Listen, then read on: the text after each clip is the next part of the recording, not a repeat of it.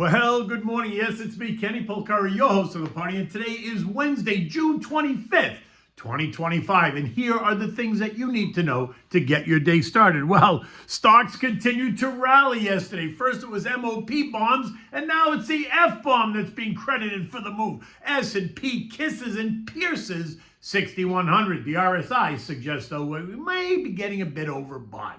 JJ appeared on Capitol Hill yesterday, says there's nothing new, but the tide appears to be turning on him. Everyone is calling for lower rates in July. Iran and Israel, well, right now they're honoring the ceasefire. And what do we have for dinner today? We're going to have the white meatballs over bucatini. It is a simple and delicious meal. You'll thank me later. Look, Saturday night, the U.S. dropped the MOP bombs on Iran and stocks rallied on Monday. Then yesterday, Trump dropped the F-bomb on his way to The Hague, and guess what? Stocks marched higher again. The Dow up 560 points, or 1.3%. The S&P up 75 points, 1.25%. The Nasdaq gained 300 points, 1.5%. The Russell up 32 points, or 1.5%. The transports gained 276 points, 1.5%. The equal-weighted S&P up 60 points, up 0.8, while the Mag 7 added 265 points, or 1%. Recall that I thought the S&P was going to attempt to kiss 6,100 unless the narrative turned negative. Well, the narrative didn't turn negative, and in fact, it got more positive. So the S&P not only kissed 6,100, we penetrated it as well, trading as high as 6,101 before closing just off the day's highs at 6,092, which is a positive as it suggests bullish momentum and potential for further gains. A look at the relative strength index is not suggesting overbought yet, but we're kind of close. So my gut says that we're going to likely churn. Remember, market behavior depends on various factors like economic data, geopolitical issues, geopolitical news, and broader trends, right? Futures this morning are suggesting a rest.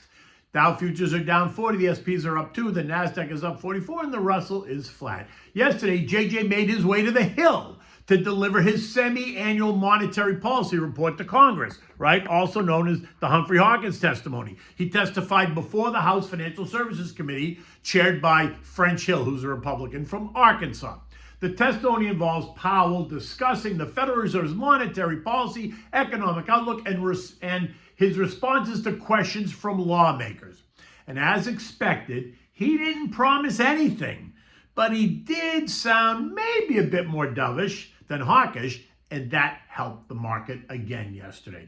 And while he had plenty of opportunity to tell them that the Fed was going to cut rates, he chose to dodge that question. Trust me, many members of the committee tried to box him in, but he pushed back, right? Choosing to say instead that the Fed is not in a rush to adjust policy. This, even as Donnie is jumping up and down demanding a cut, and at least 3 members of the Fed, of the FOMC committee that we know of, have gone rogue and out of their way to say that they would like a rate cut in July. Now, what JJ did say, though, was very coy, but not much different than what he told us at the FOMC press conference last week. And I quote, "If it turns out that inflation pressures do remain contained, then we will get to a place where we will cut rates sooner rather than later. But I do not want to point to a particular meeting. I do not think we need to be in a rush because the economy is still strong. For the time being, we are well positioned to wait and learn more about the likely course of the economy before considering any adjustments to our policy stance." So today he's going to appear in front of the Senate Banking Committee, chaired by Timmy Scott, Republican of South Carolina. And I expect to hear more of the same. More dovish, but not necessarily a commitment. Okay, so let's just look at this. The macro data, right, the hard data, remains strong. That's clear. Survey data, the soft data, is weakening. Or it's kind of getting softer, but not necessarily falling off the edge. But it's not really weak, right? We're at 4.25%. That's not usurious by any stretch of the imagination. But compared to where it was for 15 years, 0.25%, then I'd argue maybe that it is. But in the broader historical perspective, it is not. Now let's just recap. Fed funds were 0 to 0.25% for 13 years, from 2008 to 2021. Then they shot up to 5.25%, 5.5% in 21-24 when inflation surged to 9.4%. So the average Fed funds during that whole time would be somewhere between 2 and 3%. But neither of these times were normal. Let's be clear, zero rates are not normal. I'd say 5.5% is not historically normal either. What I will say is that excluding these abnormal times, the average rate during normal economic periods is, guess what? 3.5% to 4.5%. We're at 4.25%, 4.5%. Yes, at the higher end, but the economy is strong, and we did have the tariff threats to worry about. Remember, the ones that were supposed to supercharge inflation. Well, I'd argue he did the right thing then, right? But now it's clear that the tariff threat is not a threat at all, and inflation is in fact coming down. It is at the weakest it's been since it began to surge during the Biden administration. Well, I don't think that we're going to get a cut. I didn't think we were going to get a cut before September, if at all. And I did say, though, that I reserve the right to change my mind if the data changed. My gut is telling me now that they are turning the pressure up on JJ. They is defined as elected officials, business leaders, economists, strategists, and now individual FOMC members that appear to be moving away from JJ. So July 30th is beginning to look a lot like Christmas. Now the question is, will it be 25 bips or 50 bips? In any event, it is what it is, and it will be what it will be. Today is the second day of JJ's testimony. I expect to hear more of the same. Senators trying to box him into a corner and commit him to a rate cut. I don't think it's happening, but that's what they'll do. Oil this morning is trading up 80 cents at 65.20. This after plunging by more than 15% over 2 days, trading as low as $64 a barrel yesterday. Now, all this did was take us right back to where we were before the 12-day war began, and right back to the intermediate trend line support at 64.75. I heard an oil analyst on TV this morning say that oil's in a fragile recovery because it's up 80 cents, which makes me laugh. Fragile recovery? Oil is going lower, not higher, as long as the Middle East crisis cools down. If it heats up again, then no. But if it cools down, then oil is going lower. My guess is that it's going to settle back into the $60 to $65 range as the Mideast situation settles down. Remember, the Saudis are ramping up production. The U.S. is a swing producer. And now if Iran plays nice in the sandbox, then they will be allowed to bring oil back to the market as well. And this will again become a demand-supply story rather than a war oil shock story. Gold, too, has been in retreat since we dropped the bombs, both the MOP and the F-bomb, right? Yesterday, it declined by $56 or 1.7% and is down 3.5% since the height of the crisis. It tested trendline support at 33.45, something I said I expected it to do, and it appears to be holding. Should we fail to hold the line, it would not surprise me if we traded down at 32.90-ish. If we hold the line, then I just suspect that we're going to kind of churn along the line. Remember, gold is a safe haven play because it tends to retain or increase in value during times of economic uncertainty, financial market volatility, or geopolitical tensions. If the geopolitical tensions subside, then the demand for gold as a safe haven typically decreases. Investors may shift back to riskier assets like stocks and bonds. Notice what's happened over the last couple of days, right? Which offer higher potential returns in stable environments. As a result, gold prices may stabilize or decline, reflecting reduced fear and uncertainty in the global markets, which I think is exactly what we're seeing. Bonds rallied. The TLT and TLH both up 0.7, up 0.5 respectively, and they're up 5.2% and 4.3% off of the May lows. Yields continue to decline. This morning, the 2 years at 3.79, the 10 years at 4.29, and the 30 years at 4.83. 2 of the 11 sectors ended the day lower yesterday. Energy down 1.3% should not be a surprise. That makes sense. And consumer staples down 0.1%. That also makes sense. Consumer staples are boring. They're not sexy. They're not growthy. They offer stability to a portfolio when markets get excited. And when markets get excited, investors want to buy exciting sectors. right? Sadly, that does not include the staples, but that does not mean that you sell your staples at all. It just means you may put new money into other sectors. The other 9 sectors were led higher by tech up 1.8%, financials up 1.5%, communications up 1.3%, healthcare up 1.3%, industrials and basic materials up 0.8%, consumer discretionary up 0.6%, followed by utilities and real estate up 0.5%. Now, just FYI, during all of this chaos, there are sectors of the market that are outperforming the broader indexes, and that speaks to the benefits of having a plan versus having an impulse. 8 of the 11 sectors are up year to date. Industrials take the prize up 10%. Communications up 8.5%. Utilities up 7.8%. Utilities. Tech and financials up 6.5%. Basic materials up 4.2%.